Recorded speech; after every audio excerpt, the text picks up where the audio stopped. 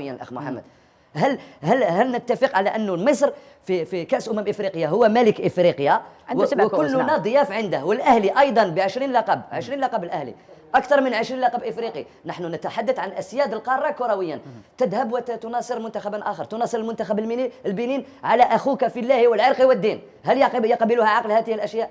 تناصر كل المنتخبات الا منتخب مصري. من الطاقم الفني؟ الطاقم الفني حسام حسن الذي هو عميد الكره المصريه واكثر واحد ما سجل اهداف في كاس افريقيا، وابراهيم حسن مع مرزقان شعبان احسن مدافع ايمن افريقي لكل الاوقات. انا بالنسبه لي كيف تشجع هنا نعرف من هو جارنا ومن هو عدونا. الاخ محمد، يجب على كل جزائري غيور على بلده وكل مصري الذي اشاطر انا حسام حسن الراي يعرف من هو عدوك ومن هو صديقك ومن هو جارك. لكن نعم. منتخب مصري، شوف ركز الاخ حسام حسن ركز على امر مهم جدا.